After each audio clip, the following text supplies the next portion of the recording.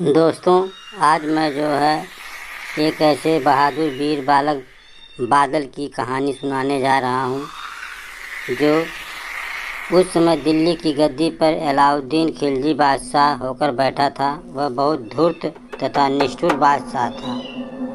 राजपूतों ने चित्तौड़ के सिंहासन पर उस समय राणा रतन सिंह विराजमान थे। अलाउद्दीन ने सुना कि राणा की महारानी पद्मिनी बहुत ही सुंदर है। वह पद्मिनी को किसी भी प्रकार पाने के लिए बड़ी भारी सेना लेकर राजपूताना के यहाँ गया और चित्तौड़गढ़ से थोड़ी दूर पर उसने अपनी सेना का पड़ाव डाला। उस धूर्त ने राणा के पास संदेश भेजा, मैं पद्मिनी का प्रतिबिंब शीशे में देख कर लौट जाऊंगा। महाराणा रतन सिंह ने इतनी बात के लिए व्यर्थ रक्तपात करना अच्छा नहीं समझा। उनके बुलाने पर अलाउद्दीन दुर्ग में आया। दर्पण में रानी पद्मिनी का प्रतिबिंब उसे दिखा दिया गया। लौटते समय राणा उसे दुर्ग से बाहर तक पहुंचाने आए। दुर्ग से बाहर अलाउद्दीन ने पहले से अपने सैनिक छिपा रखे थे। उन्होंने राणा पर आक्रमण करके उन्हें पकड़ लिया और बंदी बनाकर वे अपने शिविर में ले गए। राणा के बंदी हो जाने से चित्तौड़गढ़ के दुर्ग में हाहाकार मच गया। बादशाह की सेना इतनी बड़ी थी कि इससे सीधे संग्राम करके विजय पाने की कोई आशा नहीं थी। अंत में रानी पद्मिनी के मामा गोरा ने एक योजना बनाई। अलाउद्दीन को संदेश भेजा गया कि रानी पद्मिनी बादशाह के पास आने को तैयार है।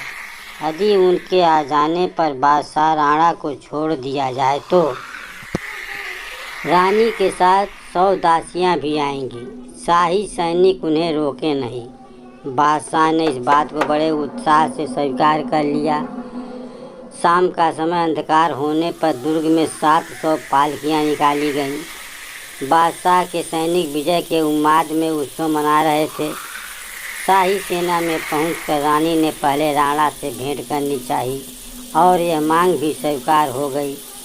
आप क्या सोचते हैं कि रानी पद्मिनी पालकी में बैठकर बादशाह के पास आई थी? पालकी में रानी बना स्त्री वेश में छिपा अपने अस्त्र शस्त्र से सुसज्जित रानी का 12 वर्ष का सुंदर भांजा बालक बादल वहाँ आया था। दूसरी पालकियों में भी राजपूत सरदार बैठे थे और पालकी उठाने वाले कहारों के वेश में भी राजपूत योद्धा ही थे। राणा को मुक्त करके घोड़े पर बैठाकर कुछ सैनिकों के साथ दुर्ग की ओर उन्होंने भेज दिया और स्वयं अलाउद्दीन की सेना पर शस्त्र लेकर टूट पड़े। गोरा इस सेना का सेनापति का काम कर रहा था। बादल ने युद्ध में अद्भुत वीरता दिखलाई, लेकिन मुट्ठी भर राजपूत समुद्र के समान विशाल शाही सेना से कब तक लड़ते। गोरा रणभूमि में काम आए। दोनों हाथों से तलवार चलाकर यमन सैनिकों को गाजर मूली की भांति काटता हुआ बालक बादल दुर्ग में पहुंच गया। अलाउद्दीन चाहता था कि युद्ध का समाचार दुर्ग में न पहुंचे। अचानक आक्रमण करके वह पद्मिनी को पकड़कर दिल्ली ले जाना चाहता था, किंतु उस 12 वर्ष के बालक ने उसकी एक भी चाल चलने नहीं दी।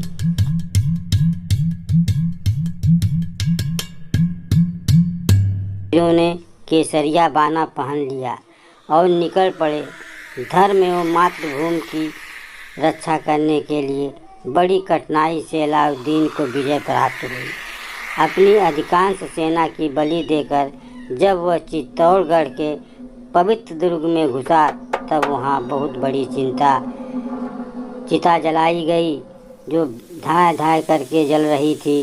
राजपूताने की देवियाँ पापी पुरुष के स्पर्श से बचने के लिए अग्नि में प्रवेश करके स्वर्ग में पहुंच चुकी थी। अलाउद्दीन ने अपना सिर पीट लिया। भारत की ये गौरवमयी दिव्य भूमि सतियों के तेज के साथ वीर बालक बादल की वीरता एवं बलिदान से नित्य उज्ज्वल है। ये कहानी को सुनने के लिए धन्यवाद दोस्तों। इसी तरह की ज्ञानवर्धक कहानी सुनने के लिए मेरे चैनल स्वास्थ्य के खजाना को सब्सक्राइब ज़रूर करें, ताकि ऐसी ही ज्ञानवर्धक और बुद्धिपूर्वक वीडियो पहले आपके पास पहुँचे।